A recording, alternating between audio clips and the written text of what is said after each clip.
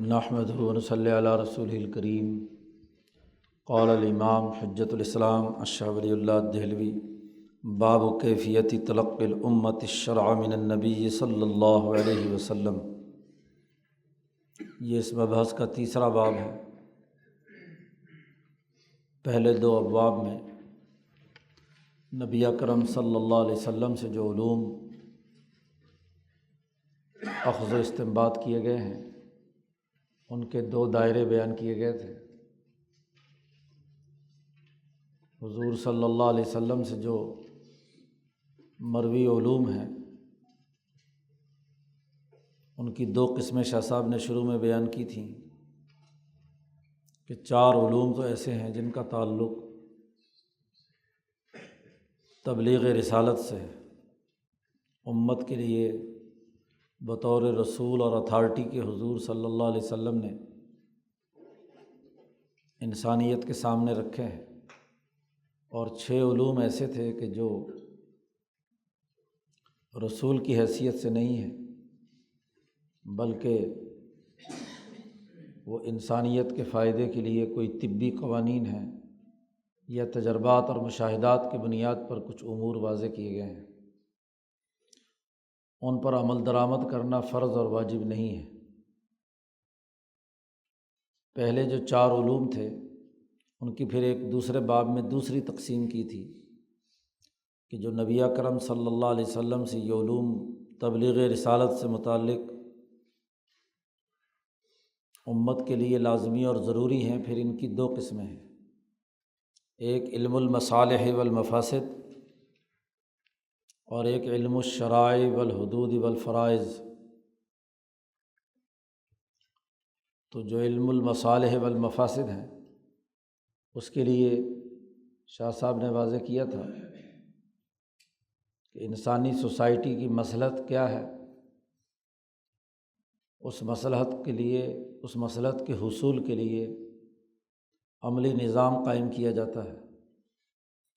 اور سوسائٹی کے لیے مفسدہ کیا ہے، فساد کا باعث کیا چیز ہے جس سے روکا جاتا ہے۔ قوانین اور شرائع مصالح اور مفاسد کی اساس پر بنتے ہیں، اور یہ قبل از نبوت اور بعد از نبوت یکساں حیثیت کے حامل ہوتے ہیں، یعنی انسانیت ان تمام اصولوں پر عمل کرنے کی پابند ہے، خواہ نبی آئے یا نہ آئے، کہ اسے مصالح کو سامنے رکھ کر اپنی سوسائٹی کی تعمیر و تشکیل کرنی ہے، اور جو مفاسد ہیں سوسائٹی کے لیے نقصان کی چیزیں ہیں ان سے بچنا ہے۔ دوسرا علم شاہ صاحب نے پچھلے باب میں بیان کیا تھا، علم الشرائع والحدود والفرائض، کہ نبی اکرم صلی اللہ علیہ وسلم نے چونکہ تمام انسانیت کی طرف حضور مبعوث ہوئے ہیں، اس لیے آپ نے وہ بنیادی اساسی امور شریعت کے متعین کر دیے کہ علاقوں کے اختلاف، لہجوں اور زبانوں کے اختلاف، انسانی اقوام اور مزاج کے اختلاف کے باوجود کل انسانیت ان بنیادی اساسی اصولوں پر قائم رہے، اس کی حدود متعین کر دی،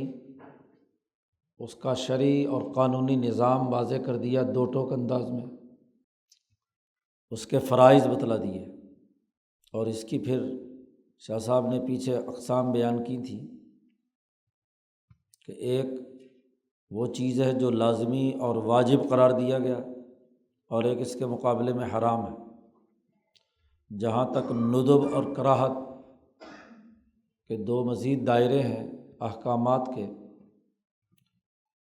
تو مستحبات اور مندوبات میں سے وہ ہیں جو واجب کے قریب تر ہیں، یعنی جس کی حدود متعین کر دی ہیں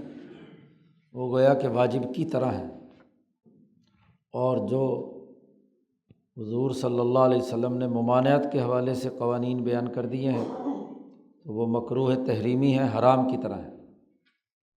باقی مباحات پانچویں قسم ہے، وہ نہ فرض ہے نہ واجب نہ مکروہ ہے نہ مندوب، کرے تو اچھی بات ہے، نہ کرے تو کوئی ایسی بات نہیں ہے۔ تو یہ بنیادی مقدمہ شاہ صاحب نے پچھلے 2 ابوابوں میں متعین کر دیا۔ اب اس کا مطلب یہ ہوا کہ امت محمدیہ صلی اللہ علیہ وسلم کو علم الشرائع والحدود براہ راست حضرت محمد مصطفیٰ صلی اللہ علیہ وسلم سے حاصل کرنا ہے۔ اب براہ راست کیسے حاصل ہو؟ وہ صحابہ اکرام جنہوں نے حضور صلی اللہ علیہ وسلم کی زیارت کی ہے وہ تو براہ راست دیکھ سکتے ہیں۔ آج ہم تک یہ علم الشرائع والحدود کیسے منتقل ہوا، اس کے معیارات کیا ہیں، اس علمی بحث کو اس باب میں سمیٹا گیا ہے۔ اس لیے عنوان قائم کیا ہے، باب کیفیتی تلقی الامہ الشرع من النبی صلی اللہ علیہ وسلم۔ امت نے شریعت محمدیہ نبی اکرم صلی اللہ علیہ وسلم سے کیسے حاصل کی۔ تلقی کہتے ہیں کسی چیز کا منتقل ہونا، القاء ہونا، پہنچنا۔ ہم تک یہ شریعت کیسے حاصل ہوئی، کس کیفیت سے پہنچی؟ کیونکہ علم المصالح والمفاسد تو اپنی اپنی مصلحتوں اور مصلحتوں کے 3 قاعدے پیچھے بیان کر دیے تھے۔ تہذیب نفس، انسان ذاتی طور پر اعلیٰ اخلاق کا حامل ہو، مہذب بنے۔ نمبر 2، اعلاء کلمت اللہ یا کلمت الحق، اللہ کے دین کے غلبے کی مصلحت پیش نظر ہے کہ اسے غالب کرنا ہے، لیظہرہ علی الدین کلہ۔ اور تیسری بڑی بنیادی بات وہاں بیان کی تھی کہ انسانیت کا نظم و نسق اور سسٹم درست خطوط پر قائم ہونا چاہیے۔ مجموعی طور پر انسانیت کو عدل، امن اور معاشی خوشحالی حاصل ہو، اس کا انتظام اور نظم و نسق بہتر طریقے سے ہو۔ ان 3 اصولوں کی روشنی میں جو مصلحت اور جو عمل ان تینوں میں سے کسی ایک کو حاصل کرنے کا ذریعہ بن رہا ہے وہ درست ہے، اور جو ان تینوں سے متصادم ہے، انسانی نفس مہذب ہونے کے بجائے اس کے اندر قباحتیں اور بد اخلاقیاں پیدا ہو رہی ہیں، وہ مفسدہ ہے۔ اور ہر وہ عمل جو دین کی مغلوبیت کی صورت میں ظاہر ہو وہ بھی مفسدہ ہے، اور جو انسانی زندگی کے نظم و نسق کو درہم برہم کرے، ان کے اجتماعی امور کو تباہ و برباد کرے تو وہ بھی مفسدہ ہے۔ اب یہ تینوں چیزیں اور یہ تمام مصالح اور مفاسد یہ زمانے کے بدلنے سے بدل جاتے ہیں۔ پیداواری رشتے بدلے، اقوام عالم کے درمیان تعلقات کی نوعیت بدلی تو مصلحت اور مفسدے اس حوالے سے ان کے اندر تغیر و تبدل ہوتا ہے۔ اس کو کسی قاعدے اور ضابطے میں لا کر بند کر دینا، اس کے عملی نظام کو یہ ممکن نہیں ہے۔ وہ تو انسانوں کو ہر دور کے فقہاء، محققین، سیاستدان، رہنمایان، ان کی اجتماعیت پر لازم ہے کہ وہ مصالح اور مفاسد کو سامنے رکھ کر اپنے لیے سسٹم اور نظام بنائیں گے۔ جہاں تک علم الشرائع والحدود ہے وہ صرف اور صرف وہ حضرت محمد مصطفیٰ صلی اللہ علیہ وسلم ہیں، اصل شارع ہیں۔ اصل تو اللہ تبارک و تعالیٰ ہے، اور محمد مصطفیٰ صلی اللہ علیہ وسلم اس دنیا میں اللہ کے نمائندے اور نائب اور خلیفہ ہیں۔ انہی سے پتہ چلے گا کہ آج اللہ میاں کیا چاہتا ہے انسانیت سے۔ تو یہ علم الشرائع والحدود یہ حضور کی زبان مبارک آپ کے افعال اور اقوال سے معلوم ہو سکتا ہے۔ تو اس کی کیفیت کیا رہی ہے، اس پر یہاں اس باب میں بحث کی گئی ہے۔ سب سے پہلے ایک علمی قاعدہ اور ضابطہ بیان کیا ہے، اعلم ان تلقی الامتی منہ الشرع علی وجہین۔ امت کا نبی اکرم صلی اللہ علیہ وسلم سے شریعت کو حاصل کرنا اس کے 2 پہلو ہیں، 2 دائرے ہیں۔ دو طرح سے امت نے یہ علوم حضور سے حاصل کیے ہیں۔ احدہما، ان میں سے پہلی قسم التلقی الظاہر، حضور صلی اللہ علیہ وسلم سے ظاہری طور پر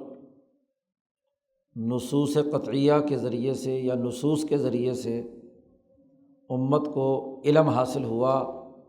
کہ یہ شرائع ہیں، یہ حدود ہیں، یہ فرائض ہیں۔ اور دوسری قسم آگے آ رہی ہے تلقی دلالتاً،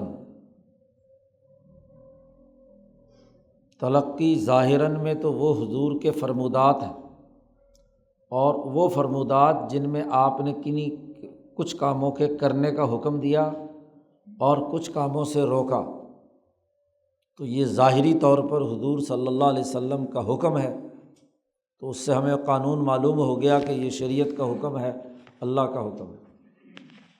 اور دوسرا یہ کہ دلالتاً معلوم ہوا، حضور صلی اللہ علیہ وسلم نے کوئی کام کیا، کوئی فیصلہ فرمایا، صحابہ نے اس سے یہ سمجھا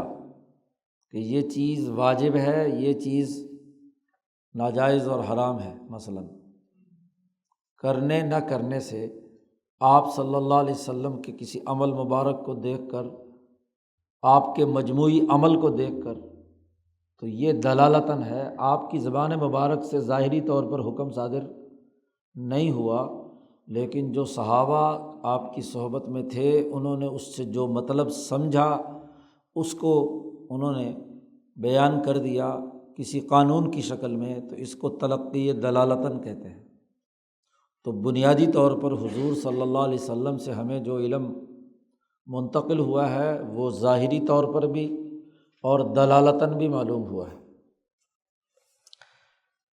اب جب ہم ظاہری طور پر تلقی کی بات کریں گے تو اس کے لیے یہ لازمی اور ضروری ہے کہ نبی اکرم صلی اللہ علیہ وسلم سے وہ بات نقل ہوتی ہوئی ہمارے تک پہنچے، نبی اکرم صلی اللہ علیہ وسلم سے نقل ہو کر ہمارے پاس آئے۔ ولا بد ان یکون بنقل، لازمی اور ضروری ہے کہ آپ صلی اللہ علیہ وسلم کے جو احکامات آپ نے ارشاد فرمائے ہیں وہ ہم تک ایک صحیح طریقہ کار کے مطابق نقل ہو کر پہنچے۔ اب یہ نقل در نقل راویوں سے جو بات ہم تک پہنچی ہے اس کی پھر دو قسمیں ہیں، اما متواتراً او غیر متواتراً، یا وہ تواتر پورے تسلسل، اس کی تعریف آگے آ رہی ہے، کے ساتھ وہ نقل ہمارے پاس پہنچی ہے، اور یا متواتر نہیں ہے، ایک خبر واحد ہے، ایک آدمی نے حضور صلی اللہ علیہ وسلم کی بات ہم تک منتقل کی ہے، غیر متواتر۔ ان دونوں کی تعریف آگے آ رہی ہے۔ تو نقل جب بھی ہوگی، کسی سے کوئی بھی بات منتقل ہو کر آپ تک آئی ہے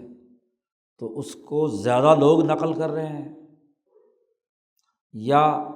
ایک آدھ آدمی نقل کر رہا ہے، تواتر یا غیر تواتر۔ والمتواتر منہ، پھر اگر حضور سے متواتر طور پر ہم پر نقل پہنچی ہے تواتر کے ساتھ، پورے تسلسل کے ساتھ، تو وہ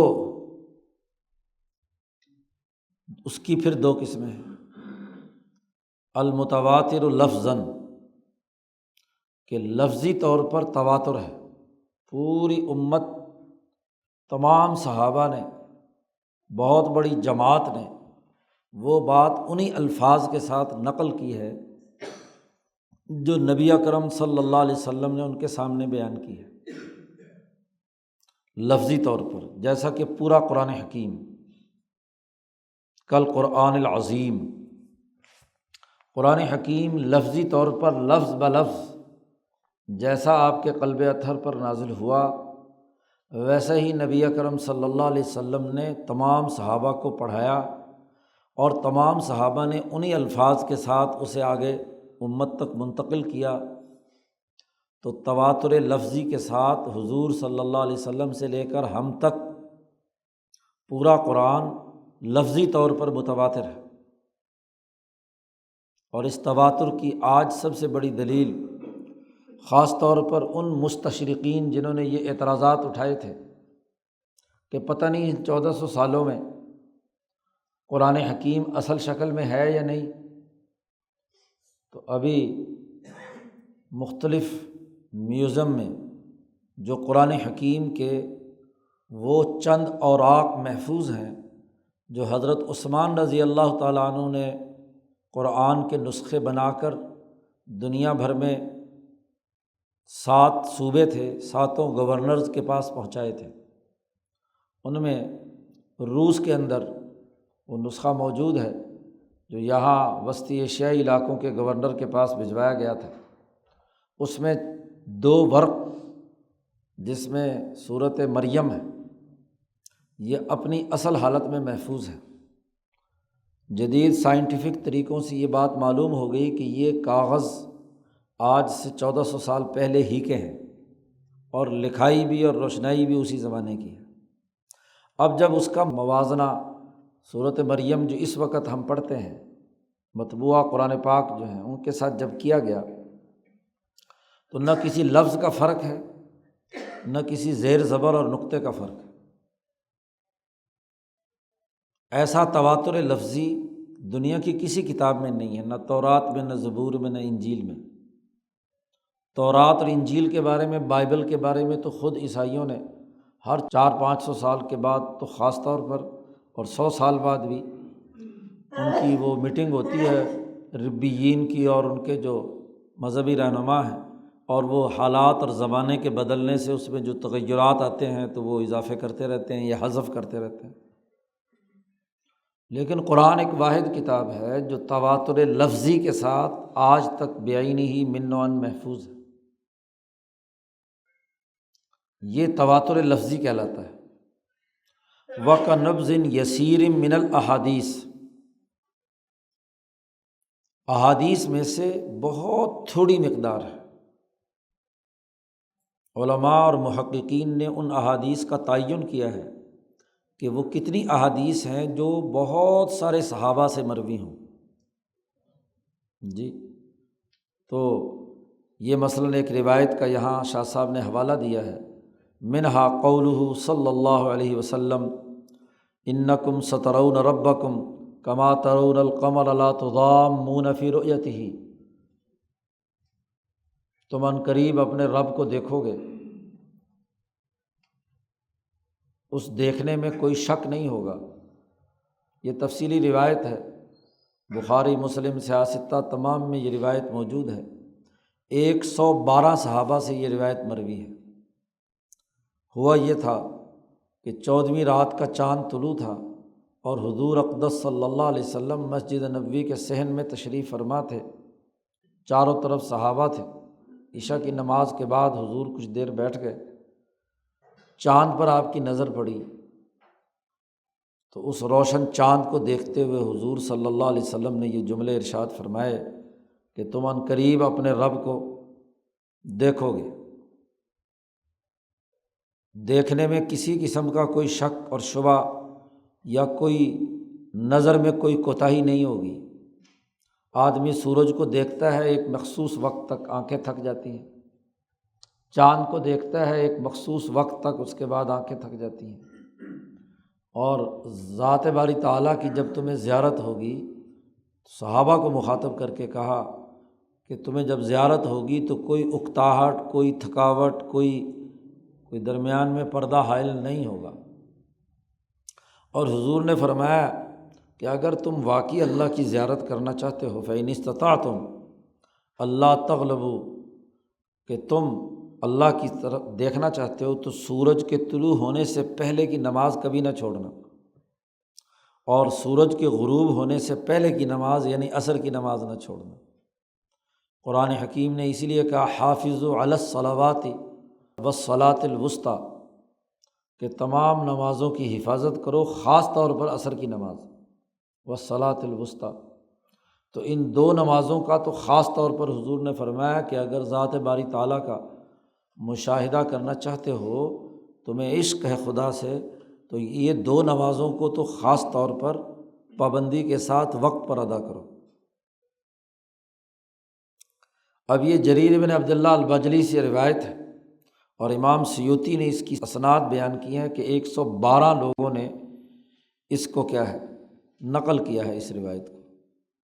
تو صحابہ کی کثیر تعداد، تو وہ چند حدیثیں ہیں، مختصر سی حدیثیں ہیں، ہاں جی، ان میں کیا ہے زیادہ سے زیادہ 112 کے قریب ہی حدیثیں ہیں کہ جو کیا ہے مروی ہے، یہ متواتر کہلاتی ہیں۔ 112 حدیثیں متواتر لفظی، کیونکہ ان کے لفظوں میں بھی اختلاف، جس راوی نے بھی روایت کیا ہے انہی الفاظ کے ساتھ روایت کیا ہے۔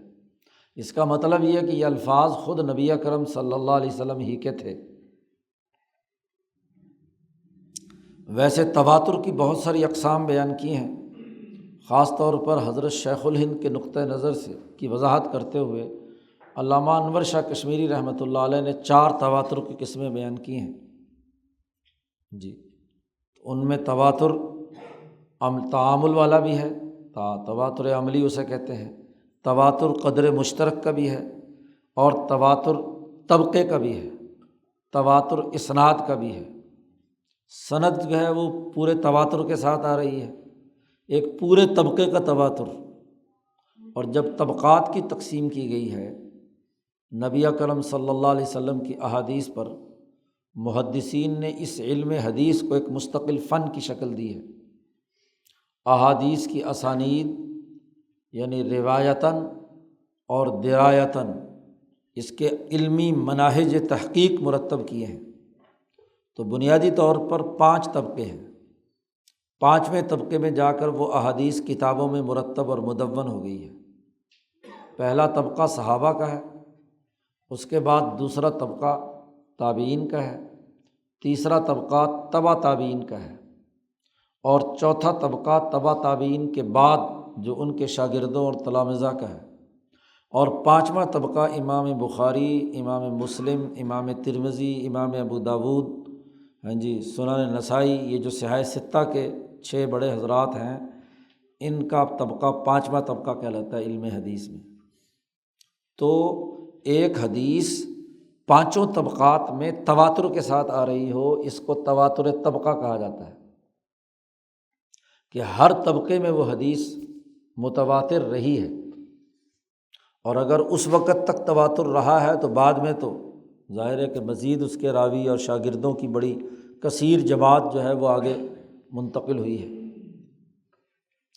تو تواتر ایک ہے لفظی، اور دوسری قسم ہے تواتر معنوی۔ اور تواتر معنوی یہ ہے کہ الفاظ تو بعینی ہی وہ نہیں ہیں، لیکن جو حضور نے حکم دیا تھا اس پر صحابہ کا عمل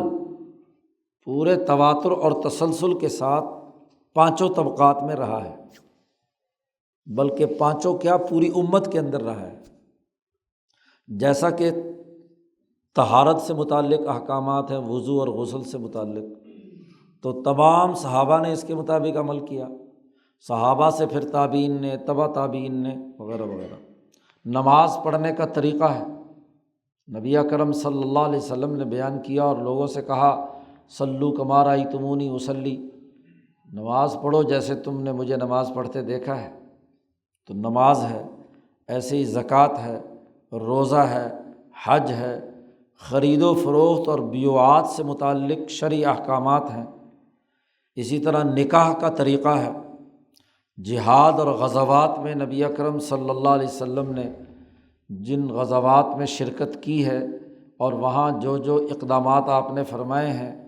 تو سیر کی کتابوں میں اس کی تفصیلات موجود ہیں۔ ایسی تمام دین کے بنیادی احکامات کے مما لم یختلف فیہ فرقۃ من فرق الاسلام، اسلام کے فرقوں میں سے کسی فرقے کا کوئی اختلاف اس میں نہیں ہے۔ نمازیں سب کے نزدیک 5 ہیں، رمضان کا مہینہ اور اس کے مہینے کے روزے تمام کے نزدیک فرض ہیں، حج کا طریقہ تمام کے ہاں تسلیم شدہ ہے، نماز کا طریقہ، خرید و فروخت کی جو بنیادی طریقہ ہے اس پر کسی فرقے کا کوئی اختلاف نہیں ہے۔ اس کو تواتر معنوی بھی کہتے ہیں اور تواتر عملی بھی کہتے ہیں۔ یہ تو تواتر کی دو قسمیں ہو گئی، ایک تواتر لفظی ہے اور ایک تواتر معنوی ہے۔ علم الشرائع والحدود کی تقریباً 80-90% جتنے بھی احکامات ہیں وہ اس متواتر کے ذیل میں آتے ہیں، بلکہ اس سے بھی زیادہ۔ اس کے بعد غیر متواتر ہے، اور غیر متواتر کے بھی کئی درجے ہیں۔ سب سے اعلیٰ ترین درجہ وہ حدیث ہے جسے حدیث مشہور یا علم اصول حدیث کی اصطلاح میں اسے حدیث مستفیض بھی کہا جاتا ہے۔ مشہور حدیث وہ کہلاتی ہے کہ جو ما ہوا، شاہ صاحب نے اس کی تعریف خود ہی کر دی، وَهُوَ مَا رَوَاهُ ثَلَاثَةٌ مِّنَ الصَّحَابَةِ فَصَاعِدًا، کہ جس حدیث کو کم از کم 3 صحابہ یا 3 سے زیادہ افراد نے روایت کیا ہو۔ تواتر تو وہ ہے جو تمام انسانوں میں یکساں طور پر طبقتاً بالا طبقتاً چلا آ رہا تھا، یہاں کم از کم 3 صحابہ اور اس سے زیادہ 4 5 6 8 10، تو اس کو حدیث مستفیض یا حدیث مشہور کہتے ہیں۔ 3 صحابہ نے روایت کیا ہو اور پھر صحابہ کے بعد یہ احادیث کی جو روایت کا عمل ہے یہ ہر طبقے میں بڑھتا چلا جائے۔ ثم لم یزل یزید الروات الی الطبقۃ الخامسہ، صحابہ کے 3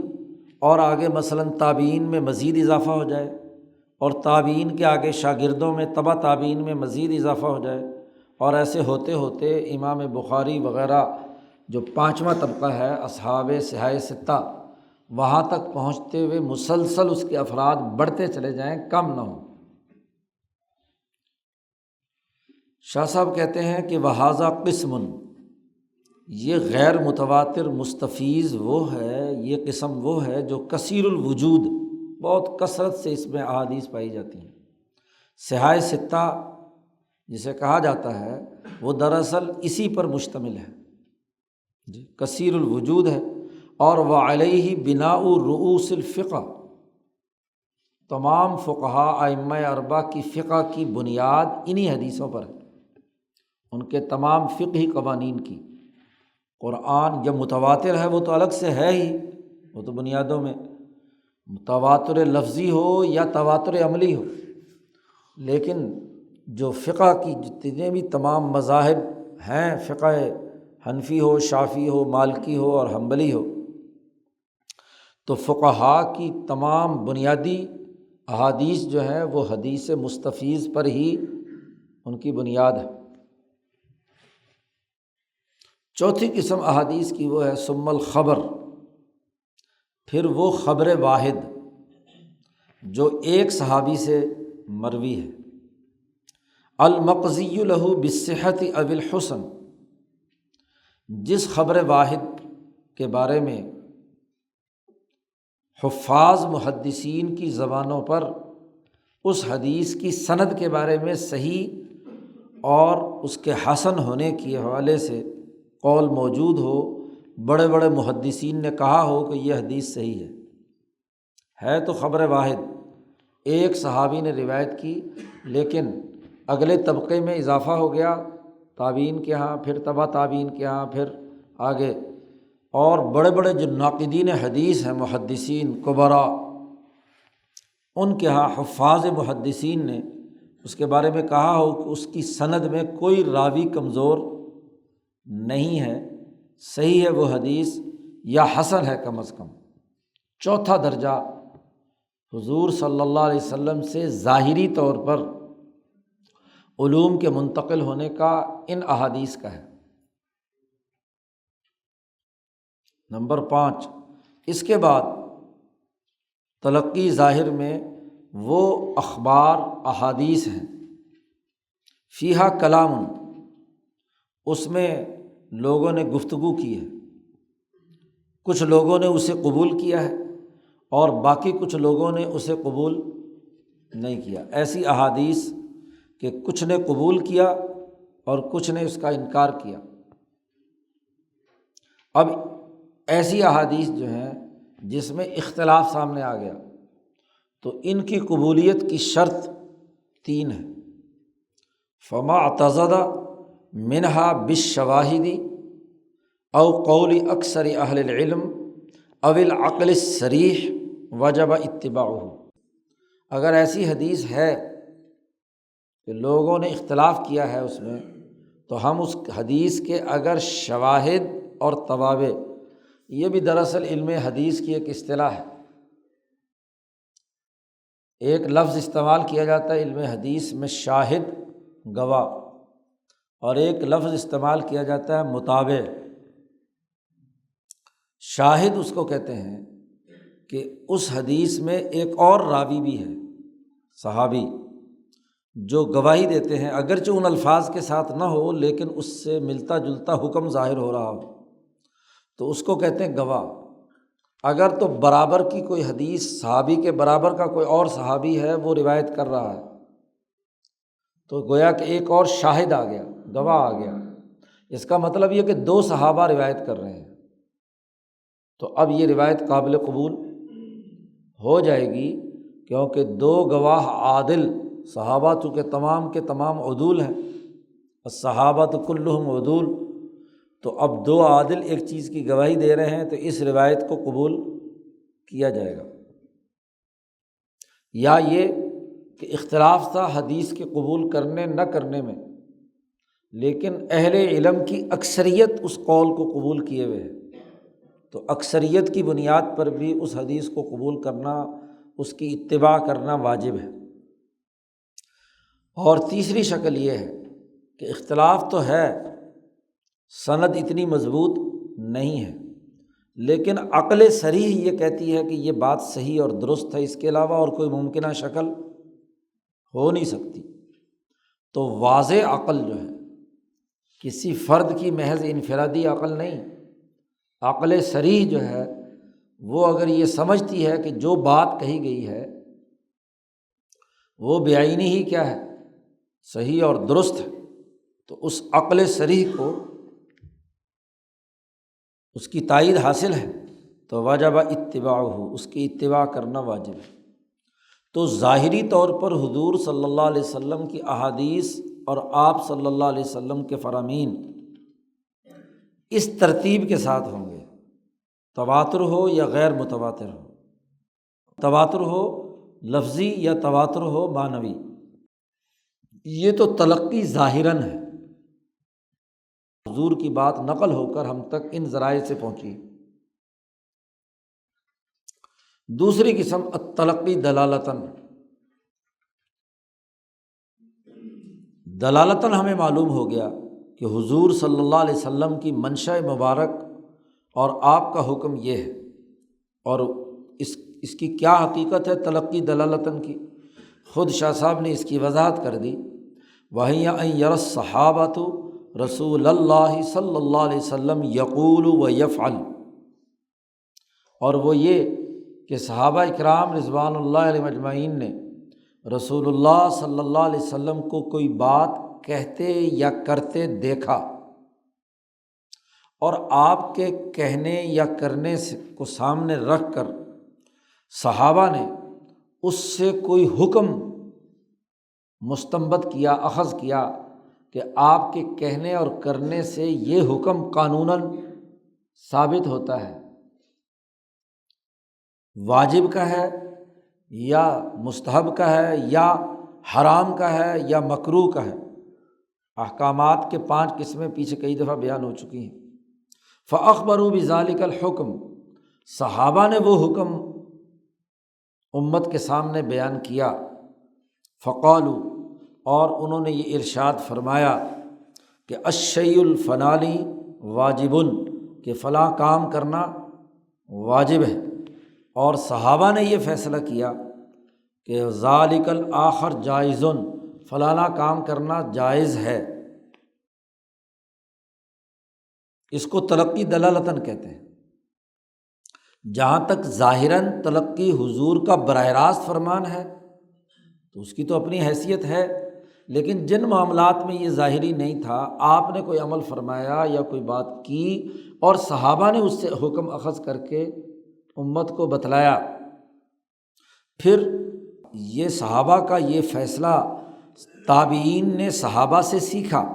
ثم التابعون من الصحابۃ کذالک، تابعین نے صحابہ سے اسی طریقے سے اسے سیکھا۔ اور فدون الطبقۃ الثالثہ فتاواہم وقضایاہم واحکم الامر،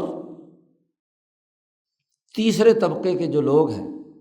انہوں نے صحابہ اور تابعین میں آنے والے اس حکم کو بطور حکم کے، صحابہ کے کسی فتوے کو، صحابہ کے کسی فیصلے کو، صحابہ کے کسی حکم کو انہوں نے اپنی کتابوں میں مدون کر دیا۔ اور طبقہ ثالثہ کے جو لوگ ہیں وہ بنیادی طور پر امام اعظم امام ابو حنیفہ ہیں سب سے پہلے، اور امام مالک ابن انس ہیں، چونکہ یہ تبع تابعین میں سے سب سے اوپر اور نمایاں درجے کے لوگ ہیں، اور کوفہ میں امام سفیان ثوری ہیں۔ تو یہ تین ائمہ جو ہیں یہ طبقہ ثالثہ کے ہیں۔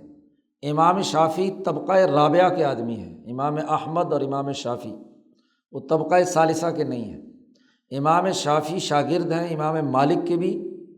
اور امام ابو حنیفہ کے شاگرد امام محمد ابن الحسن کے بھی شاگرد ہیں، تو یہ چوتھے طبقے کے آدمی ہیں۔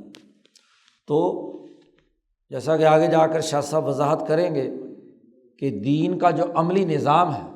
وہ تعامل اہل مدینہ ہے اور تعامل اہل مکہ ہے۔ تعامل اہل مدینہ کو مدون کیا ہے امام مالک نے، اور تعامل اہل کوفہ کو مرتب کیا ہے، مدون کیا ہے امام اعظم امام ابو حنیفہ اور سفیان ثوری نے۔ دو ہی مرکز تھے، مدینہ حجاز کا قومی مرکز تھا، اور بین الاقوامی خلافت کا مرکز رہا حضرت علی سے پہلے حضرت عثمان تک۔ حضرت علی نے کوفہ کو مرکز بنایا تو عمر فاروق کے زمانے سے یہ بین الاقوامیت کا مرکز تھا۔ کوفہ بسایا بھی 17 ہجری میں حضرت عمر فاروق نے تھا، تو ان کے زمانے سے یہ بین الاقوامی مرکز رہا ہے۔ تو یہاں کا تعامل اور مدینے کا تعامل، یہی دو بنیادی دائرے ہیں تمام قانونی نظام کے۔ تو تیسرے طبقے کے ان لوگوں نے اسے مدون کر دیا، صحابہ کے کسی فتوے کو، صحابہ کے کسی عدالتی فیصلے کو، اور ظاہر ہے کہ قضایا یا فتاویٰ وہ خلفائے راشدین یا ان کے نامزد کردہ قاضیوں نے مرتب اور مدون کیے ہیں، کہ انہوں نے آپ صلی اللہ علیہ وسلم کے اعمال، اقوال اور قرآن حکیم کی مجموعی تعلیمات کو سامنے رکھ کر کسی نئے پیش آمدہ مسئلے میں کوئی فتویٰ یا کوئی حکم قضا جاری کی تو وہ تلقی دلالتاً کہلاتی ہے۔ اب یہ دوسری قسم ہو گئی کہ دلالتاً ہمیں پتہ چلا کہ صحابہ نے یہ فیصلہ کیا ہے۔ اب اس کے صحابہ کے جو فیصلے ہیں، اب اس کے تینوں طبقوں کی جو نوعیت ہے اسے آگے بیان کر رہے ہیں۔ شاہ صاحب کہتے ہیں وَأَكَابِرُ هَذَا الْوَجْهِ، یہ جو نبی اکرم صلی اللہ علیہ وسلم کے علوم دلالتاً ہم تک پہنچے ہیں، ان کے سب سے بڑے جو اکابر بڑے لوگ ہیں، بڑے بڑے لوگ، یوں تو تمام صحابہ کی بات ہے، اور صحابہ میں بھی جو گورنرز رہے ہیں یا قاضی رہے ہیں جو ان کی بھی بات ہے، لیکن ان میں جو نمایاں ترین افراد ہیں صحابہ میں جنہوں نے حضور کے اعمال و اقوال سے کوئی فیصلے جاری فرمائے یا فتاویٰ جاری فرمائے، وہ کل 4 آدمی ہیں۔ اکابر ھذا الوجہ من الصحابۃ، ان میں سب سے پہلا نمبر عمر فاروق رضی اللہ تعالیٰ عنہ کا ہے فقہائے صحابہ میں۔ ان کے بعد خلفائے راشدین میں حضرت علی ابن ابی طالب رضی اللہ تعالیٰ عنہ ہیں، اور تیسرے حضرت عبداللہ ابن مسعود ہیں، اور چوتھے حضرت عبداللہ ابن عباس ہیں۔ یہ 4 صحابہ فقہائے صحابہ میں اعلیٰ درجے کے فقیہ شمار ہوتے ہیں، اور انہی کے علوم ہیں جو مرتب اور مدون کیے ہیں امام مالک نے یا امام ابو حنیفہ رحمۃ اللہ علیہ نے، ان چار حضرات کے رضی اللہ تعالی عنہم۔ پھر شاہ صاحب نے ایک اور تحلیل و تجزیہ بھی یہاں صحابہ کے طرز فکر و عمل کا یہاں پر کیا ہے۔ کہتے ہیں لیکن ہیں تو چار، لیکن ہر ایک کا طریقہ اور انداز و اسلوب فتویٰ دینے کا اور عدالتی فیصلے جاری کرنے کا مختلف رہا ہے۔ ان میں مرکزی ترین شخصیت جو ہے وہ عمر فاروق رضی اللہ تعالیٰ عنہ۔ کان من سیرت عمر رضی اللہ عنہ، حضرت عمر رضی اللہ تعالیٰ عنہ کا اس سلسلے میں کوئی فتویٰ دینے اور کسی عدالتی حکم کو جاری کرنے سے متعلق ان کی سیرت اور ان کا طریقہ کار یہ رہا ہے کہ انہ کان یشاور الصحابہ و یناظرہم، کہ عمر فاروق ہر مسئلہ کوئی مسئلہ نیا پیش آ گیا تو صحابہ سے مشورہ کرتے تھے، مجلس شورا کا اجلاس بلاتے تو تمام سے اس پر رائے لیتے کہ کسی کے پاس حضور کی حدیث ہو، حضور کا کوئی عمل ہو، حضور کا کوئی قول ہو۔ ایسے ہی وَيُنَاظِرُهُمْ، اور اگر کوئی آدمی روایت بیان کرتا تھا تو اس سے مناظرہ بھی کرتے تھے، اس کا تنقید بھی کرتے تھے کہ اس کی گواہی لاؤ، دلیل لاؤ، اور پھر دلیل اور گواہ کے آنے کے بعد کوئی فیصلہ جاری فرماتے تھے۔ آپ پیچھے حدیث پڑھ چکے ہیں، پچھلی باتیں یاد رہیں گی تو یہ باتیں سمجھ میں آئیں گی کہ ابو موسیٰ اشعری رضی اللہ تعالیٰ عنہ حضرت عمر فاروق سے ملنے کے لیے آئے تو عمر فاروق گھر کسی کام گئے ہوئے تھے، انہوں نے دروازہ کھٹکھٹایا، ایک دفعہ آواز دی، نہیں حضرت عمر نکلے، دوسری دفعہ آواز دی، پھر نہیں نکلے، تیسری دفعہ آواز دی تو حضرت عمر کہیں مصروف تھے تو حضرت ابو موسیٰ اشعری واپس چلے گئے۔ کچھ دیر بعد حضرت عمر دروازہ کھول کر باہر آئے تو کہتے یہاں مجھے آواز سنائی دی تھی ابو موسیٰ اشعری کی، کہاں ہے؟ واپس چلے گئے۔ انہوں نے آدمی بھیج کر انہیں بلوایا کہ کیوں واپس چلے گئے؟ وہ آئے تو انہوں نے کہا، ان سے پوچھا عمر فاروق نے کیوں واپس گئے؟ انہوں نے کہا میں نے حضور سے حدیث سنی ہے، نبی اکرم صلی اللہ علیہ وسلم نے فرمایا ہے کہ کسی کے گھر جاؤ تو زیادہ سے زیادہ 3 دفعہ بھی اس کا دروازہ کھٹکھٹاؤ، اور تیسری دفعہ بھی اگر جواب نہ ملے تو واپس لوٹ آؤ۔ ہو سکتا ہے وہ کسی ایسے کام میں مصروف ہو کہ باہر آنا ان کے لیے ممکن نہ ہو۔ اب حضرت عمر نے فرمایا کہ تم نے یہ حضور کی طرف نسبت کر کے بات کی ہے، یا تو اس کا گواہ لے کر آؤ ورنہ کوڑے کھانے کے لیے تیار ہو جاؤ۔ کوئی اور صحابی بھی تھا جب حضور نے یہ بات کہی تھی، کیونکہ تم حضور کی طرف سے بات کر رہے ہو تو حضور کی طرف سے بات کرنے کے لیے کوئی دلیل ہونی چاہیے۔ اگر تو تمہارے ساتھ کوئی اور شاہد ہے، 2 آدمیوں کی گواہی ہے تو پھر تو بات درست ہے، ورنہ تو تم نے غلط بات کی ہے۔ میں واپس گئے صحابہ کے مجمع میں، ہاں بھئی کوئی میرا گواہ ہے، حضور نے یہ بات فلانے وقت میں فرمائی تھی، کوئی ہے میرے ساتھ گواہی دے۔ تو حضرت ابو سعید خدری رضی اللہ تعالیٰ عنہ ایک مجمع میں پہنچے، انہوں نے کہا کہ ہاں میں گواہ ہوں، چلو میں گواہی دیتا ہوں۔ انہوں نے آ کر حضرت عمر کے سامنے گواہی دی تو تب گویا کہ ایک حکم اور قانون معلوم ہو گیا، اور یہ مناظرہ ہے، بحث ہے، مباحثہ ہے۔ ایسے ہی وہ تعاون کے مسئلے میں بھی، تعاون امواس، اس مسئلے میں بھی صحابہ کی مشاورت ہو رہی تھی تو وہاں لوگوں کی صحابہ کی سب سے رائے لی جی، اور پھر جب فیصلہ فرمایا تو اس فیصلے کی تائید میں حدیث آئی تو وہاں بھی دلیل مانگی۔ تو حضرت عمر فاروق کا فیصلہ سازی کا جو انداز تھا وہ مشاورت کا تھا، سب سے مشورہ کرتے تھے، سب سے رائے لیتے تھے، پھر جو کوئی بات آتی تو اس پر دلائل مانگتے تھے، ان سے مناظرہ اور مباحثہ کرتے تھے تاکہ کسی قسم کا ابہام فیصلے میں نہیں رہنا چاہیے۔ حتیٰ تنکشف الغمہ، یہاں تک کہ جتنے بادل ہیں وہ اس پر کوئی جو پردے پڑے ہوئے ہیں بات پر، وہ اچھی طرح کھل جائیں، منکشف ہو جائیں، اور وَيَأْتِيهِ الثَّلْجُ، اور دل کا اطمینان پورے طریقے سے ہو جائے، ٹھنڈک پیدا ہو جائے، تو اس وقت تک حضرت عمر کوئی فتویٰ یا کوئی فیصلہ نہیں فرماتے تھے۔ یہ ان کا انداز اور اسلوب تھا۔ یہی وجہ ہے کہ فصار غالب قضایاہ و فتاواہ، حضرت عمر کے اکثر فیصلے اور اکثر فتوے متبعۃ فی مشارق الارض و مغاربہا، پورے کرۂ ارض کے مشرق اور مغرب کے تمام علاقوں میں ان کی اتباع کی گئی، تمام نے تسلیم کیا۔ حضرت عمر کے سوائے 2 مسئلوں کے جس کی بات آگے آ رہی ہے، ان میں حضرت عمر کی بات یا ان کے فتوے پر امت نے عمل نہیں کیا، باقی جتنے بھی ہیں ان تمام پر کیا ہے، صحابہ نے من نوع بلکہ تمام فرقوں اور مذاہب نے اس پر عمل کیا۔ کہتے ہیں یہ جو حضرت عمر کا یہ انداز اور اسلوب جو ہے، یہی وجہ ہے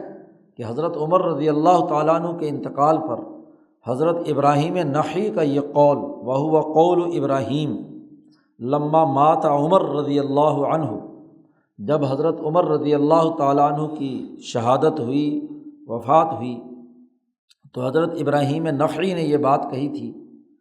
کہ علم کے 9/10 حصے چلے گئے عمر کے ساتھ۔ کل علم کے اگر 10 حصے کیے جائیں، ان میں سے 9 حصے علم چلا گیا، صرف 1 حصہ علم کا باقی ہے۔ یہ ان کا قول تھا، اور یہ انہوں نے اس وقت کہا جب عمرو بن میمون نے ان کے سامنے کہا تھا کہ 2/3 علم چلا گیا۔ انہوں نے کہا 2/3 نہیں، 9 حصے علم چلا گیا، صرف 10واں 1 حصہ باقی رہ گیا۔ تو عمر فاروق مرکزی شخصیت ہے، اور اس کے بڑے تفصیلی دلائل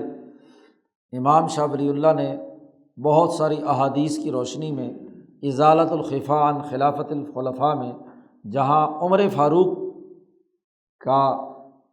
خلافت راشدہ کا جو زمانہ ہے اس پر 2-2.5 جلدیں لکھی ہیں۔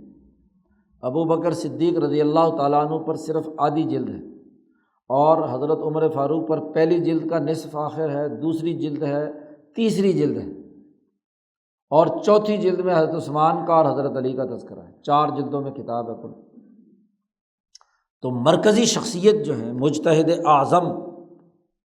نبی اکرم صلی اللہ علیہ وسلم کے بعد وہ عمر فاروق ہے۔ اس لیے حضور نے فرمایا تھا کہ اگر میرے بعد نبوت کا دروازہ کھلا ہوتا تو عمر نبی ہوتے۔ عمر کے علم کی حالت یہ تھی۔ تو ان تمام صحابہ میں عمر فاروق کا یہ طریقہ کار تھا، اور خود عبداللہ ابن مسعود رضی اللہ تعالیٰ عنہ جو خود فقہائے صحابہ میں سے ہیں، ان کو جب حضرت عمر نے کوفہ بھیجا عبداللہ ابن مسعود کو، تو کوفہ والوں کے نام ایک خط لکھا کہ ابن مسعود اتنے اونچے علم اور فقیہ آدمی ہیں کہ مجھے یہاں مدینے میں ان کی ضرورت تھی، لیکن چونکہ کوفہ نیا شہر بسایا ہے اور وہاں تمام اقوام سے لوگوں نے آنا ہے، تو ان کی تعلیم و تربیت کے لیے میں اپنا علم کا اپنا حصہ کاٹ کر تمہیں دے رہا ہوں۔ عبداللہ ابن مسعود، ان کی قدر کرنا اور ان سے علم سیکھنا۔ عبداللہ ابن مسعود کے تفقہ اور بصیرت بہت اونچے درجے کی تھی۔ عبداللہ ابن مسعود رضی اللہ تعالیٰ عنہ کا حضرت عمر کے بارے میں قول ہے کہ کانا عمر اذا سلک بنا طریقا وجدناہ سہلا، عمر جب ہمارے لیے کوئی راستہ بناتے ہیں کسی کام کے کرنے کا تو ہم اسے بہت سہولت والا اور آسانی والا پاتے ہیں۔ انسانیت کے لیے سہولت والا قانون اور ضابطہ عمر فاروق رضی اللہ تعالیٰ عنہ اختیار کرتے ہیں، سختی اور تشدد والا معاملہ عمر فاروق کے ہاں نہیں ہوتا۔ تو عمر فاروق صحابہ میں سب سے اول نمبر ہیں، اور انہی کے فتاویٰ اور قضایا جو ہیں وہ امت کے اندر مشہور رہے ہیں۔ حضرت عمر فاروق کے بعد دوسرا نمبر حضرت علی کا ہے۔ وَكَانَ عَلِيٌّ رضی اللہ عنہ، حضرت علی رضی اللہ تعالیٰ عنہ کا معاملہ یہ ہے کہ انہوں نے فتاویٰ اور قضایا تو جاری فرمائے ہیں، لیکن لا یشاور غالباً، اکثر حضرت علی کسی سے مشورہ نہیں کرتے تھے، بغیر مشورے کے حکم جاری فرما دیتے تھے، فتاویٰ اور قضایا ان کے جاری رہے ہیں۔ وَكَانَ أَغْلَبُ قَضَایَاهُ بِالْكُوفَةِ، اور ان کے اکثر عدالتی فیصلے کوفہ میں ہوئے ہیں، اور وہ انتشار کا زمانہ تھا، مدینہ چھوڑ چکے تھے، مکہ چھوڑ چکے تھے، صرف کوفہ میں اس لیے ولم یحملها عنہ الا ناس قلیلون، حضرت علی کے قضایا اور فتاویٰ بہت تھوڑے لوگوں نے انہیں قبول کیا ہے، بہت تھوڑے لوگ ہیں جنہوں نے حضرت علی کے ان فتاویٰ اور قضایا پر عمل کیا ہے، ورنہ اکثریت، چونکہ نہ مکہ اور مدینہ میں آپ کے فیصلے ایسے ہوئے ہیں کہ جو وہاں مشہور ہوں، کوفہ میں، اور مشورے کی بات جہاں تک ہے وہ بھی اس وجہ سے خود حضرت علی سے پوچھا کہ آپ کے زمانے میں اختلاف بڑا ہے تو کیا وجہ ہے؟ عمر فاروق اور حضرت ابو بکر اور عثمان کے زمانے میں تو یہ نہیں تھا۔ تو حضور علی نے فرمایا کہ بھائی عمر فاروق مشورہ کرتے تھے ہم جیسے ہوتے، ہم ان کے مشیر تھے، ہمارے مشیر ماشاء اللہ تم ہو تو تمہارے سے مشورہ کریں جی۔ تو ظاہر ہے مشورے کا معیار تم جس کے اندر اہلیت ہو، ذی رائے ہو، اسی سے مشورہ لیا جائے گا، یا ہر ایک سے کیا ہے مشورہ لیا جائے؟ مشورے کے لیے بھی تو رائے کا ہونا تو ضروری ہے۔ حضرت عبداللہ ابن مسعود کے بارے میں شاہ صاحب فرماتے ہیں کہ چونکہ وہ کوفہ منتقل ہو گئے تھے عمر فاروق کے زمانے سے ہی، حضرت عثمان کے آخری زمانے میں آپ کی وفات ہوئی ہے عبداللہ ابن مسعود کی، تو فلم یحمل عنہ غالباً الا اہل تلک الناحیہ، تو ان کے فتاویٰ اور ان کے قضایا بھی کوفہ والے لوگوں نے قبول کیے ہیں، جو کوفہ کی مرکزیت سے جڑے ہوئے تمام عجم یعنی عراق، ایران اور پھر آگے شام وغیرہ دوسرے علاقے جو ہیں حجاز کے علاوہ، انہوں نے تعامل کوفہ کو سامنے رکھا ہے جو حضرت عبداللہ ابن مسعود نے مرتب اور مدون کیا تھا۔ وکان ابن عباس رضی اللہ عنہما اجتہد بعد عصر الاولین، یہ تین آدمی تو وہ ہیں جو سینئر ترین ہیں، ان میں دو تو سب سے زیادہ سینئر ترین ہیں۔ عبداللہ ابن مسعود تو مسلمان ہونے والے 5ویں آدمی ہیں، عبداللہ ابن مسعود الحذلی، اور عمر فاروق ان کے کچھ دنوں کے بعد مسلمان ہونے والے ہیں، تو یہ دونوں تو بڑے قدیم ہیں۔ حضرت علی بھی مسلمان ہونے والوں میں بچوں میں سب سے پہلے لوگوں میں سے ہیں، لیکن عمر میں ان دونوں سے بہرحال چھوٹے تھے۔ جہاں تک عبداللہ کا معاملہ ہے صحابہ میں، وہ نبی اکرم صلی اللہ علیہ وسلم کے وصال کے وقت 15-16 سال کی عمر تھی، انہوں نے یہ علوم عمر فاروق سے حاصل کیے، صحابہ سے حاصل کیے۔ حضور نے ان کو دعا دی تھی کہ اے اللہ ان کو کتاب کی سمجھ عطا فرما، علمہ الکتاب وفقہہ فی الدین، اے اللہ اس کو کتاب کا علم دے دے، قرآن حکیم کا، اور اس کو سمجھ دے دے۔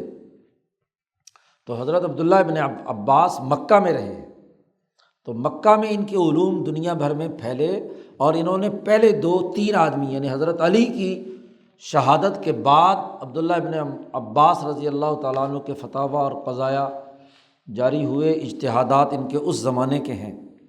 فناقضہم فی کثیر من الاحکام، بہت سے احکامات میں انہوں نے دوسری رائے قائم کی، مناقضہ ہوا۔ اور واتبعہ فی ذلک اصحابہ من اہل مکہ، مکے والوں نے ان کی اتباع کی۔ ان کے مشہور شاگرد ہیں طاؤس، جو بعد میں یمن چلے گئے، اسی طریقے سے ان کے اور بہت سارے شاگرد جو مکہ میں تھے، انہوں نے حضرت عبداللہ ابن عباس سے ان کے علوم لیے۔ ولم یأخذ بما تفرد به، ابن عباس کا معاملہ یہ ہے کہ جس معاملے میں وہ باقی صحابہ سے الگ رائے رکھتے ہیں، جمہور مسلمانوں نے ان کی وہ رائے قبول نہیں کی۔ بما تفرد به، جس میں وہ تفرد رکھتے تھے، اس کو قبول نہیں کیا جمہور اہل الاسلام، جمہور نے قبول نہیں کیا۔ واما غیر ہؤلاء الاربعہ، ان 4 صحابہ کے علاوہ باقی جتنے بھی صحابہ تھے، فکانوا یروون دلالتاً، انہوں نے دلالتاً روایات بیان کی ہیں صحابہ نے، لیکن ان کا معاملہ ایسا ہے کہ علم الشرائع والحدود کا بنیادی دائرہ کیا ہے کہ کون سی چیز رکن ہے، کون سی چیز شرط ہے، کیا چیز واجب ہے، یہ جو تعین ہے، کلاسیفیکیشن، یہ تو ان 4 آدمیوں نے کی ہے، عمر فاروق نے، علی المرتضیٰ نے، عبداللہ ابن مسعود نے اور عبداللہ ابن عباس نے۔ باقی جتنے بھی صحابہ ہیں انہوں نے روایات تو دلالتاً بیان کی ہیں کہ حضور نے یہ کیا یا یہ کہا، ارشاد فرمایا، لیکن وہ اس بات کا فرق اور امتیاز نہیں کیا انہوں نے کہ رکن کیا ہے، شرط کیا ہے آداب میں سے، اور سنن کیا ہے۔ اور اسی طریقے سے جب احادیث میں کہیں کوئی تعارض آیا یا دلائل میں کہیں تقابل پیدا ہوا تو ان کے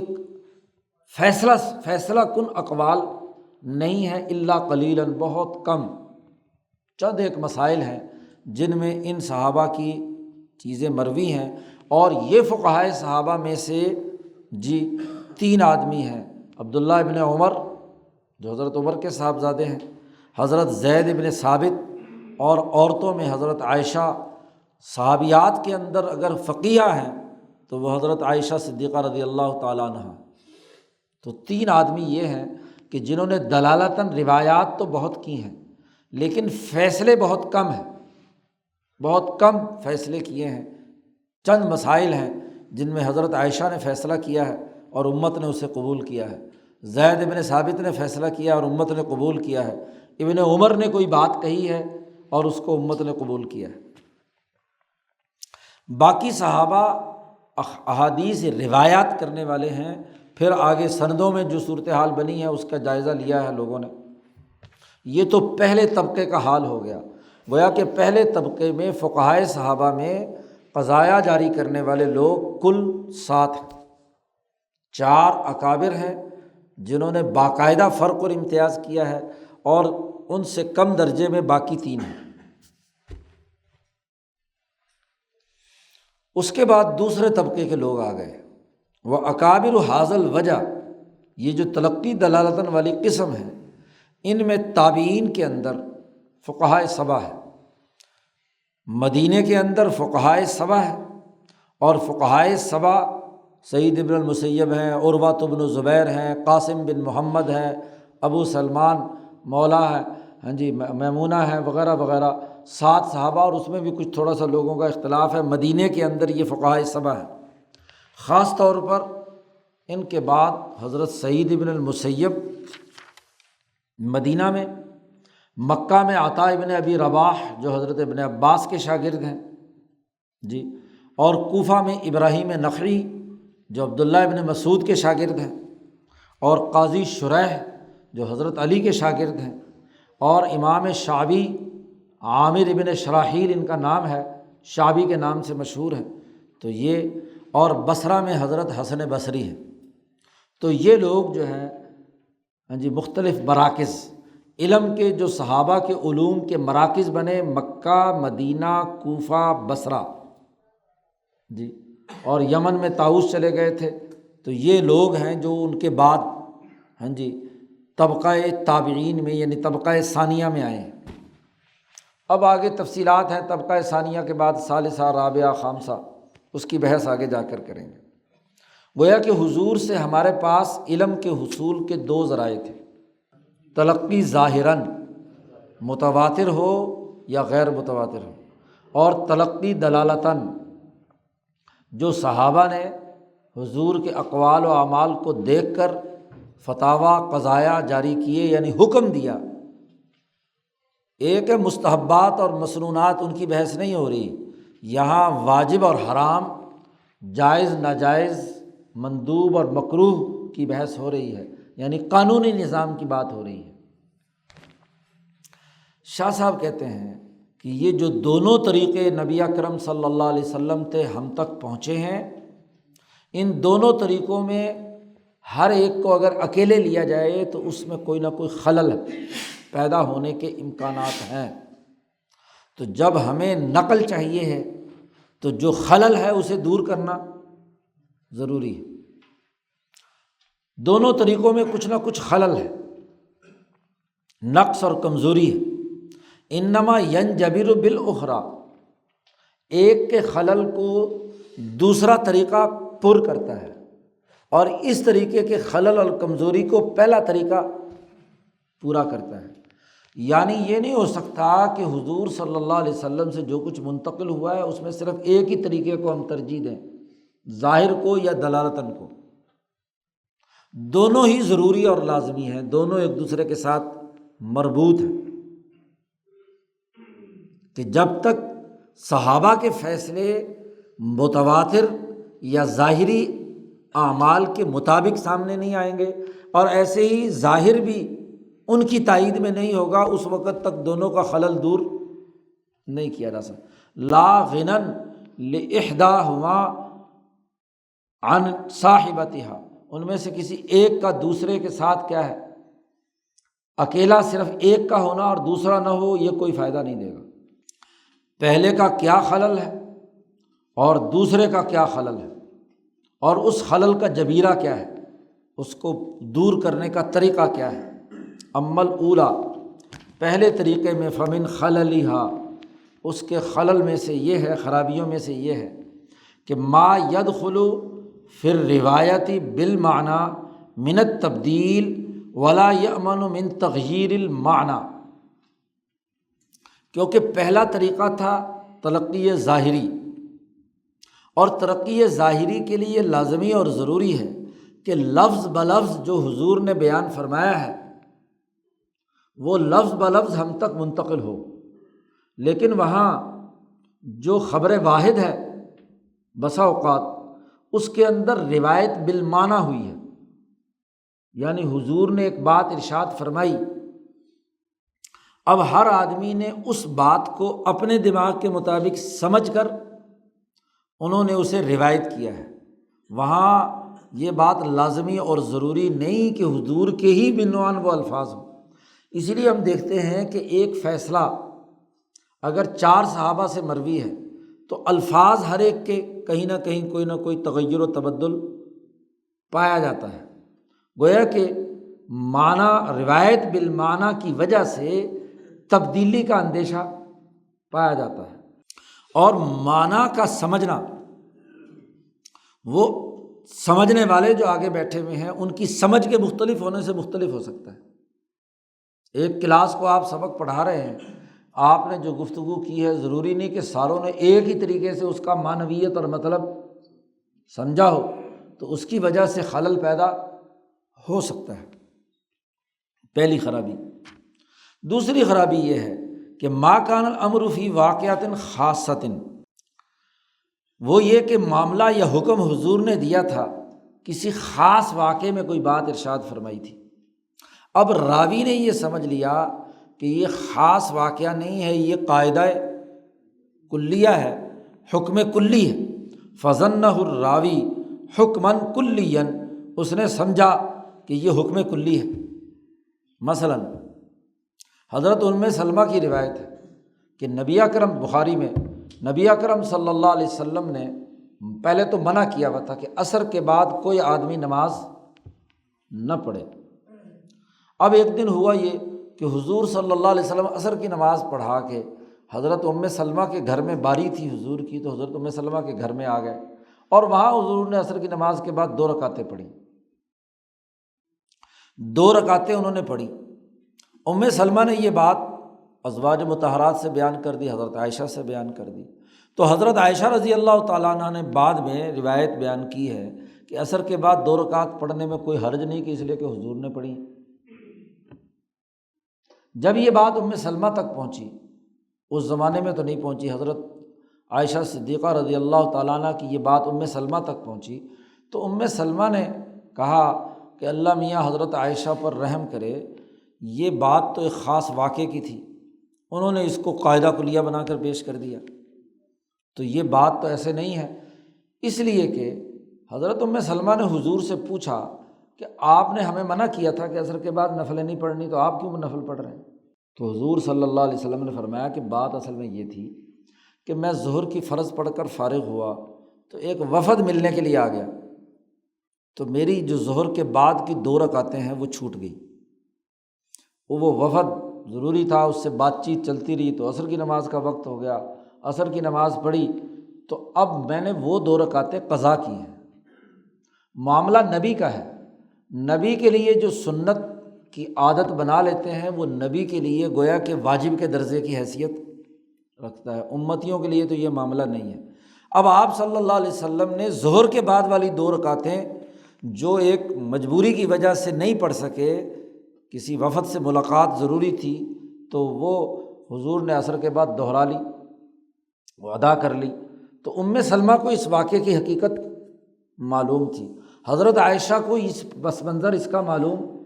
نہیں تھا، انہوں نے صرف حضور کا عمل دیکھا کہ انہوں نے عصر کے بعد 2 رکعتیں پڑھی ہیں، تو انہوں نے اس سے گمان کر لیا کہ یہ قاعدہ کلیہ ہے۔ تو یہ خلل پیدا، یہ اشتباہ پیدا ہونے کے امکانات اس ظاہری طریقہ روایت میں ہو سکتے ہیں، نمبر 1۔ نمبر 3، بسا اوقات حضور صلی اللہ علیہ وسلم نے کسی بات کو بطور تاکید کے دہرایا تھا، مخرج التاکید، تاکہ لوگ مضبوطی سے اس کو عمل کریں، اس کو چھوڑیں نہیں۔ اب ایک ہے محض تاکید کہ لوگ جو ہیں تاکید کے ساتھ اسے کریں، راوی نے یہ سمجھ لیا کہ یہ جو حضور نے تاکید بیان فرمائی ہے کام کے کرنے کی، تو یہ واجب ہو گیا، اور یا حضور نے ممانعت فرمائی ہے تو اس کا مطلب یہ کہ یہ کیا ہو گیا، حرام ہو گیا، اور انہوں نے اس کے مطابق اس کو کہا کہ جی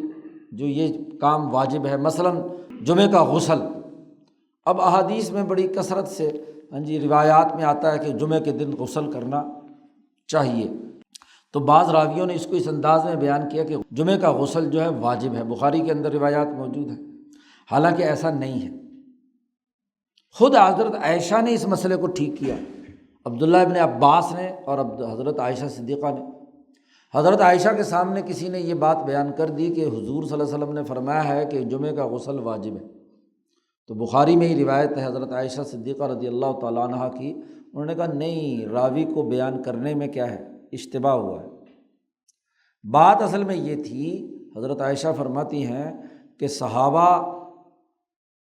اپنے کام خود کرتے تھے، محنت مزدوری کرتے تھے، تو ہفتے کے 7 دن محنت مزدوری کرنے کے نتیجے میں ان کے جو کپڑے تھے بدبودار پسینے والے ہو جاتے تھے، اور مسجد نبوی اس وقت بہت چھوٹی سی چھت تھی۔ اب جب سارا مجمع آ کر جمع ہوتا تھا اور ادھر سے انہوں نے کپڑے وہی پسینے والے ہیں، وہ جب آ کر جمعے میں وہاں آتے تھے تو بدبو اتنی پھیلتی تھی کہ نماز پڑھنا مشکل ہو جاتا تھا۔ تو نبی اکرم صلی اللہ علیہ وسلم نے اس لیے تاکید کی کہ سب لوگ جو ہیں وہ غسل کر کے آئیں، تاکہ اس اجتماع میں لوگوں کو بدبو محسوس نہ ہو اور نماز صحیح طریقے سے پڑھیں۔ اس کا واجب فرض ہونے سے کوئی تعلق نہیں ہے، یہ زیادہ سے زیادہ سنت مؤکدہ ہے کہ لوگ اگر پانی نہیں ہے، کوئی اور وجہ ہے، تو اگر اس کو واجب قرار دے دو گے تو اور پانی نہیں ہے اور آپ کہیں گے جی اب غسل کر کے کیوں نہیں آئے تو نماز نہیں ہوگی، تو یہ بات صحیح نہیں ہے۔ تو اس کی تصحیح خود حضرت عائشہ صدیقہ نے کی۔ وَلَيْسَ الْأَمْرُ عَلَىٰ ذَلِكَ۔ اب شاہ صاحب یہ کہتے ہیں کہ فمن کان فقیہن، یہ جو پہلا طریقہ ہے، اس میں اگر کوئی راوی فقیہ ہے وحضر الواقعۃ، اور اس واقعے میں خود حاضر تھا، تو استنبط من القرائن حقیقت الحال، وہ قرائن سے اصل حقیقت تک رسائی حاصل کر لیتا ہے۔ فقیہ صحابی جیسے زید رضی اللہ تعالیٰ عنہ نے نہا عن المزارعات، مزارعت سے روکا ہے۔ اب مزارعت کی مکمل ممانعت کے حوالے سے مسلم شریف میں بہت ساری روایات زید بن ثابت سے موجود ہیں، ابو داود میں بھی ہے، مسلم میں بھی ہے، باقی جگہوں پر بھی۔ اسی طریقے سے ایک اور روایت ہے رافع بن خدیج کی کہ عن بیع الثماری، رافع بن خدیج کی بھی ہے، زید کی بھی ہے، یہ روایات موجود ہیں۔ تو انہوں نے واضح کیا، انہوں نے ان روایات کے سلسلے میں زید بن ثابت نے واضح کیا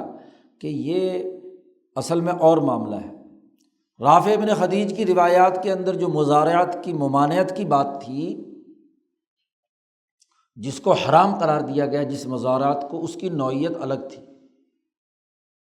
اور وہ نوعیت یہ تھی کہ اس زمانے میں لوگ زمین دیتے تھے کاشتکاری پر، مزارعت پر، اس شرط کے ساتھ کہ جہاں پانی، نالے سے جب پانی لگتا ہے کھیت میں، تو جو پہلا پانی لگنے والا زمین ہے، مڈ جسے کہتے ہیں، وہاں کی جو فصل ہوگی وہ میری ہوگی، مالک کہتا تھا، اور جو پانی ٹیل پہ جا کر جہاں لگنا ہے وہاں کی فصل تمہاری ہوگی۔ تو یہ حرام ہے، یہ ناجائز ہے۔ کیوں اس لیے کہ ہو سکتا ہے کہ پانی بس شروع میں لگے اور ٹیل تک پہنچے نا، تو اگر کاشتکار جو محنت کرنے والا ہے اس کی فصل ہی نہیں ہوئی اور فصل ہی یہاں ہوئی ہے اور وہ مالک صاحب لے کر چلے گئے زمین کے، تو ظاہر ہے کہ یہ ناجائز ہے۔ یا یہ طے کر لینا کرتے تھے وہاں کے لوگ مزارعت میں کہ بھائی یہ 1 ایکڑ میں سے اندازہ لگایا کہ 40 من اترے گی، ہاں جی، اور اس اندازے کے مطابق اس نے کہہ دیا، کوئی مخصوص مقدار متعین کر کے کہہ دیا کہ جی 20 25 30 من تو میری ہے، باقی جو فالتو ہوگی وہ تیری ہوگی۔ تو یہ شکل جو مزارعت کی ہے یہ حرام ہے۔ جہاں ممانعت کی حدیثیں آئی ہیں اس کا تعلق اس سے ہے، لیکن جہاں نفع نقصان میں دونوں شریک ہیں، تمام شرائط کے ساتھ ہیں، کوئی کل پیداوار میں حصہ ہے، تو اس کل پیداوار کے حصے کے اندر تو کسی قسم کا معاملہ نہیں ہے کہ جو بھی پیدا ہوگا وہ ہمارا آدھا آدھ ہوگا، تو وہ مزارعت جو ہے اس کے اندر انہوں نے کہا کہ اس سلسلے میں جو ممانعت کی ہے، ممانعت کا اس پر لاگو کرنا یہ بطور مشورے کے ہے، کیونکہ جھگڑا ہونے کا یہاں بھی امکان ہو سکتا ہے۔ اس لیے جن لوگوں نے جواز بھی قرار دیا ہے تو انہوں نے اس کے لیے کیا شرائط، صاحبین نے کوئی 8-10 شرطیں اس کے لیے متعین کی ہیں تاکہ بعد میں جھگڑا نہ ہو۔ اسی طرح پھل کے پکنے کے متعلق جو روایت ہے اس کو بھی کہا کہ کل مشورہ، یہ مشورے کے طور پر حضور نے بات فرمائی تھی۔ تو یہ پہلے طریقے میں جو خلل ہے اس کو فقیہ صحابی سے ہی جو روایت ہے اس روایت کو ترجیح دی جائے گی۔ فقیہ سمجھ لے گا کہ اصل بات کیا تھی، اور باقی صرف واقعے کو نقل کر کے آگے روایت کو بیان کرے گا۔ اس لیے کسی بھی واقعے کی نقل کرنے میں، نقل میں سب سے بڑی بات یہ دیکھی جاتی ہے کہ روایت کون کر رہا ہے، سمجھدار آدمی کر رہا ہے یا کیا ہے کوئی بیچارہ درمیانے درجے کا جس نے بات پوری سمجھی نہیں ہے، بس کچھ تھوڑی بہت سمجھی، کچھ بیان کر دی آگے، اس کا اعتبار نہیں۔ وَأَمَّا الثَّانِیَہ، جو دوسرا طریقہ ہے دلالتاً والا، تو اس میں بھی کچھ چیزیں خلل والی ہیں۔ نمبر 1، فَيَدْخُلُ فِيهَا قِيَاسَاتُ الصَّحَابَةِ وَالتَّابِعِينَ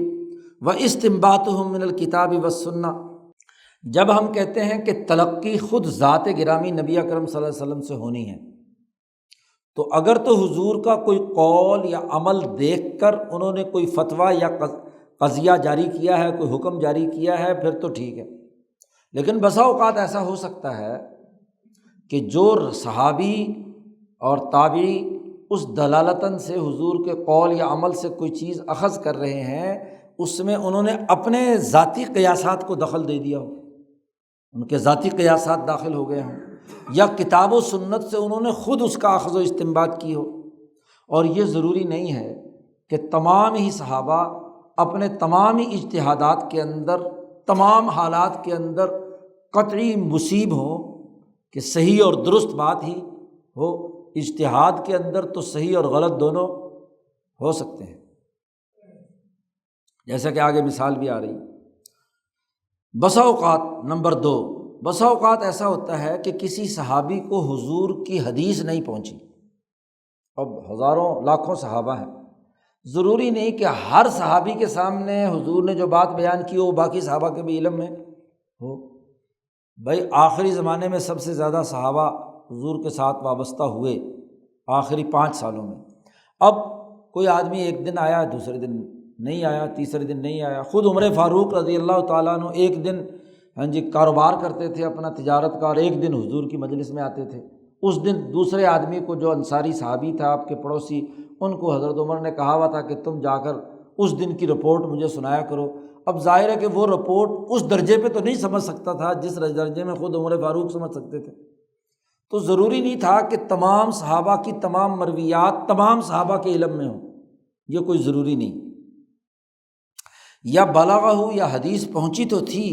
لیکن ایسے طریقے پر کہ جس پر حجت قائم نہیں ہو سکتی، جیسے عمر فاروق کے آگے ایک مثال آ رہی ہے، اور حضرت عمر فاروق نے مثلاً صحابی نے اس پر عمل نہیں کیا۔ بعد میں دوسرے صحابہ کی زبان سے اور روایات سے معلوم ہوا کہ وہ جو صحابی کی بات ہے جس نے روایت بیان کی تھی وہ صحیح اور درست ہے، جیسے حضرت عبداللہ ابن مسعود اور حضرت عمر فاروق کی اس بات میں امت نے بات نہیں مانی، ان کے اس فیصلے کو تسلیم نہیں کیا۔ فی التیمم عن الجنابۃ، عمر فاروق رضی اللہ تعالیٰ عنہ کے سامنے یہ مسئلہ پیش ہوا۔ ایک صحابی تھے، انہوں نے بیان کیا، غزوات کے اندر کسی سریہ میں ان کو بھیجا تھا، غزوے میں بھیجا تھا، وہاں سے جب واپس آئے حضرت عمر کے پاس تو میں جنابت کی حالت میں ہو گیا تھا، تو میں نے کیا ہے مٹی پورے جسم پر کیا ہے مل لی، ریت پر لوٹنیاں لگائی اور آ کر حضرت عمر سے کہا کہ میں نے تیمم کر کے نماز پڑھ لی۔ اب حضرت عمر نے فرمایا کہ اس کی دلیل کیا ہے؟ انہوں نے کہا کہ آپ کو یاد نہیں؟ عمر فاروق سے کہا کہ ہم دونوں سفر میں تھے، تو ہم نے ایسی صورت پیش آ گئی تھی، تو ایسا ہی معاملہ ہوا تھا، تو اس معاملے میں کیا ہے ہم نے یہ کام کیا تھا مٹی۔ انہوں نے کہا مجھے تو کوئی یاد نہیں کہ میں نے ایسا کبھی حرکت کی ہو کہ میں زمین پر لوٹنیاں لگاؤں۔ انسان کی کیا شان ہے کہ وہ کیا مٹی میں لوٹ پوٹ ہو؟ بھئی مزاجوں کا فرق ہے، عمر کا مزاج بادشاہوں والا ہے، تو وہ کہتے میں تو یہ حرکت نہیں کی، وہ کہیں کہ آپ نے کی تھی۔ حضرت عمر نے کہا کہ نہیں، تمہارے پاس کوئی حجت نہیں، دلیل لاؤ، یہ کہاں سے تم نے نکالی؟ تو حضرت عمر نے اس بات کو تسلیم نہیں کیا کہ غسل جنابت سے تیمم نہیں ہو سکتا۔ انہوں نے کہا مسلک یہ تھا کہ اگر ایسی حالت پیش آ جائے تو تیمم نہیں ہو سکتا، پانی نہیں ہے تو نماز چھوڑ دو، اگلے وقت میں پانی لے کر غسل کرو اور پھر نماز پڑھو، تیمم نہیں ہو سکتا۔ تو جب حضور کے سامنے آ کر وہ صحابی کہتے ہیں میں نے حضور کے سامنے آ کر بیان کیا کہ میں نے مٹی میں اس طرح لوٹنیاں ماری تھی، تو حضور نے فرمایا کہ یکفی کا ہاکذا، جیسے تیمم وضو والا کرتے ہو ایسے ہی 2 ہاتھ مار کر چہرے پہ اور اس پہ کر لینا تھا، یہ تیمم ہو گیا تمہارا جنابت کی حالت میں بھی۔ تو حضرت عمر فاروق نے یہ روایت قبول نہیں کی، انہوں نے اس راوی کو کمزور سمجھتے ہوئے اس کی بات ماننے سے انکار کر دیا۔ عبداللہ ابن مسعود کا مسلک بھی یہی تھا، انہوں نے بھی کہا کہ اس راوی کی یہ بات کا اعتبار نہیں ہے۔ لیکن بعد میں جب حدیثیں اگلے زمانے میں تابعین اور تبع تابعین کا زمانہ آیا، تو اور بہت سارے صحابہ سے تیمم کی یہ بات براہ راست حضور صلی اللہ علیہ وسلم سے منقول ہوئی، جو حضرت عمر کے سامنے نہیں تھی۔ اس لیے کیا ہے بعد میں ہوئی تو امت نے وہ مسلک چھوڑ دیا، اور تمام کے ہاں طے ہے اب، حنفیوں شافیوں مالکیوں تمام کے ہاں، کہ اگر ایسی حالت ہو جائے تو وہی تیمم جو وضو والا کیا جاتا ہے وہ کافی ہے، کر کے نماز پڑھ لو۔ تیسرا خلل وہ ہے کہ کثیرا ما کان اتفاق رؤوس الصحابہ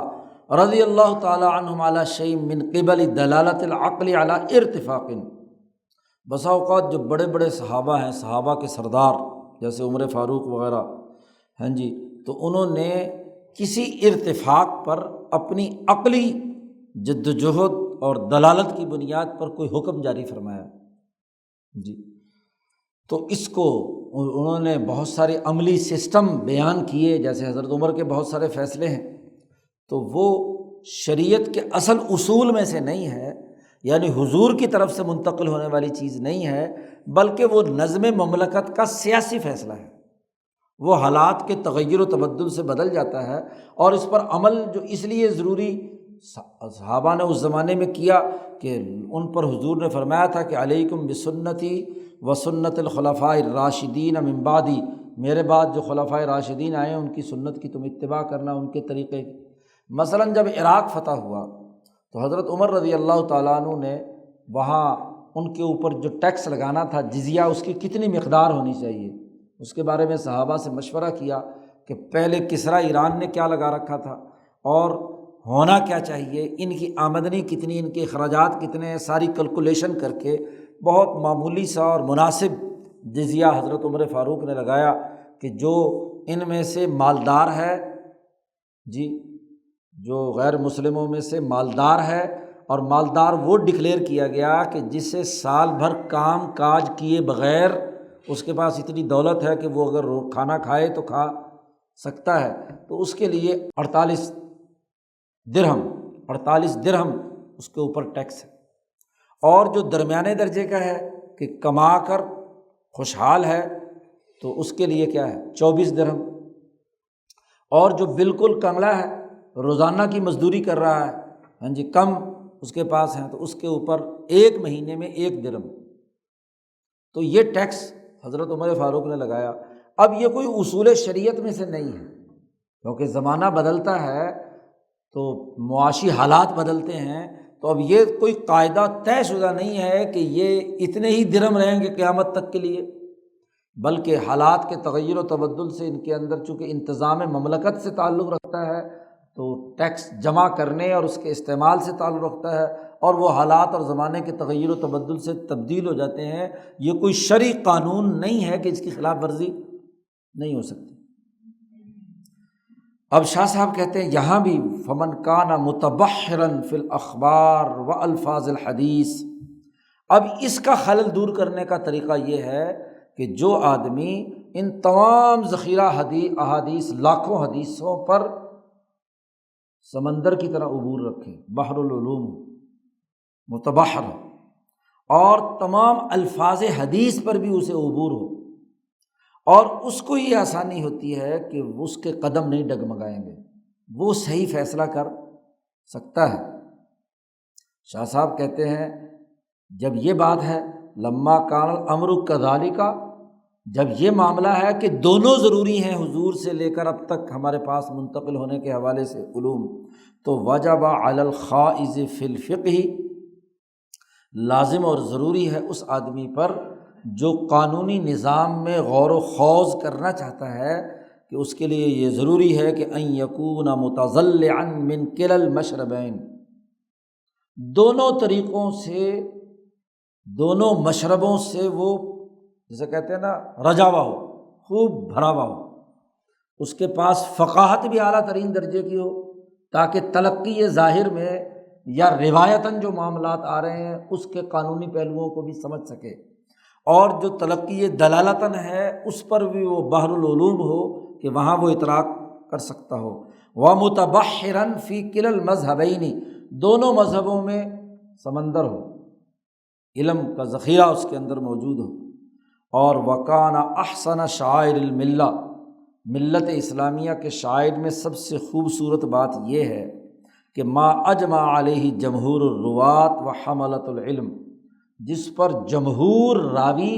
اور جمہور اہل علم متفق ہوں اس کو اختیار کرنا چاہیے، وہ شاعر میں سے۔ اور وتطابقت فیہ الطریقتان جمیعا، دونوں طریقوں میں تطبیق پیدا کی جائے۔ یہ کہنا کہ صرف ایک طریقہ ہے، اب دونوں طریقوں میں تبھی ہوگا کہ محدثین نے زیادہ تر گفتگو کی ہے تلقی ظاہراً پر، سندوں پر، راویوں پر، اس پر بحث کی ہے، اور فقہاء نے عام طور پر بحث کی ہے تلقی دلالتاً پر۔ تو شاہ صاحب کہتے ہیں جامع فرد وہ ہے، اور دین کا اصل جو قانونی نظام ہے علم الشرائع والحدود کا، جو دونوں طریقوں کا جامع ہو۔ اب دونوں طریقوں کے جو جامع ہیں ان کی فیصلے، ان کی آراء جو ہیں وہ اصل میں معتبر ہیں، اس کے نتیجے میں دین کا جامع مکمل نظام سامنے آئے گا، علم الشرائع والحدود متعین ہو کر سامنے آئے گا۔ تیسرے باب میں شاہ صاحب نے یہ کیفیت بیان کر دی۔ اب اس حوالے سے اگلی بحث علم الشرائع والحدیث کے لیے ضروری ہے کہ حضور صلی اللہ علیہ وسلم کی احادیث پر مشتمل جو کتابیں ہیں ان کے طبقات کتنے ہیں، اس کو چوتھے باب میں شاہ صاحب بیان کرتے ہیں۔ اللہم صلی علی